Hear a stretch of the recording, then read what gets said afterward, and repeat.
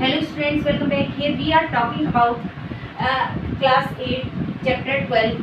यहाँ पर अगर जो हम एनसीईआरटी का देखते हैं तो ये चैप्टर 2 है, लेकिन इस बुक में ये चैप्टर 12 है, लाइफ इन विलेजेस, हिस्ट्री का ही चैप्टर है।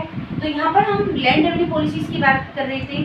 जैसे कि हमने प्रीवियस टॉपिक में बात की कि जो ब्रिटिशर्स थे उन्होंने इजारादारी सिस्टम लागू किया, उसके बाद जब उससे बहुत ज़्यादा बेनिफिट नहीं हुआ तो उन्होंने अपनी पॉलिसीज़ में कुछ चेंजेस किए और कुछ और दूसरी पॉलिसीज़ भी लागू की। जैसे फर्स्ट थी हमारी permanent settlement, after that Mahalwari system, then Ryotwari system. हम इसके बारे में डिटेल में यहाँ पर बात करते हैं। First permanent settlement introduce by Lord Cornwallis.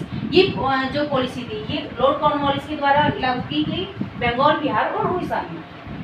जो राजा और तालुकदार होते थे उन्हें एज अ जमींदार रिकॉग्नाइज किया जाता था और वही ज़्यादातर जो पीजेंट्स होते थे उनसे रेवेन्यू कलेक्ट करते थे और कंपनी को जो उन्हें पे करना होता था। अमाउंट जो होता था वो फिक्स्ड होता था, परमानेंट होता था। और जो कल्टिवेटर्स होते थे वो जमींदार के टेनेंट्स होते थे और उन्हें कोई भी राइट नहीं दिया गया था, यानी कि उनके सभी राइट्स खत्म हो गए थे। 90% जो रेवेन्यू था जमींदार जो कलेक्ट करते थे वो कंपनी को पे करते थे और उसका 10% वो अपने पास रखते थे। इस पॉलिसी में मेन जो बेनिफिट हो रहा था ज़्यादातर ब्रिटिशर्स को ही हो रहा था और उनका क्योंकि क्या हुआ था, अमाउंट जो हो गया था फिक्स हो गया था और उनकी रेगुलर इनकम हुई थी। तो इस तरह से जो ब्रिटिशर्स थे इस पॉलिसी से काफ़ी सिक्योर हो गए थे। लेकिन दूसरी तरफ देखते हैं तो जो कल्टिवेटर्स थे वो काफ़ी उन्हें नुकसान झेलना पड़ा था, क्योंकि उन्हें एक परमानेंट जो अमाउंट होता था वो पे करना होता था और यदि वो नहीं पे कर पाते थे उनकी जमीन जब्त कर ली जाती थी। और दूसरे यदि उन्हें मतलब कैश में पेमेंट देना है तो वो ज़्यादातर मनी लेंडर और जमींदार से ही कर्ज लेते थे। Next is Mahalwari system. The land was owned by the group of villages. Land जो ओन की जाती थी वो ग्रुप ऑफ विलेजेस, यानी कि जो ग्रुप ऑफ विलेज होता था उसे महल कहा जाता था। सेटलमेंट वॉज, यानी कि जो विलेज कम्युनिटी होती थी एक यूनिट बना दी जाती थी गांव की, तो वहाँ पर सेटलमेंट किए जाते थे। रेवेन्यू वॉज कलेक्टेड, और जो रेवेन्यू कलेक्ट किया जाता था वो जो विलेज के हेडमैन होते थे वो करते थे, जिन्हें तलुकदार कहा जाता था।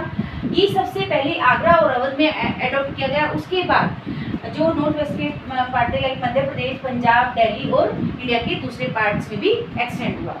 इसमें जो विलेज हेडमैन थे प्रोमिनेंट फैमिली से, उन्हें जो राइट्स थे उन्हें मिलते रहे, लेकिन जो रेट्स थे कल्टिवेटर्स थे उनके सारे राइट्स खत्म हो गए थे और वो लैंडलेस फार्मर्स में रिड्यूस हो गए थे। इस तरह से हमने देखा अनफॉर्चुनेटली इसमें जो कल्टिवेटर्स थे उन्हें कोई बेनिफिट नहीं मिला, क्योंकि जो लैंड रेवेन्यू डिमांड थी ब्रिटिशर्स की वो काफ़ी हाई थी। And last is Ryotwari system.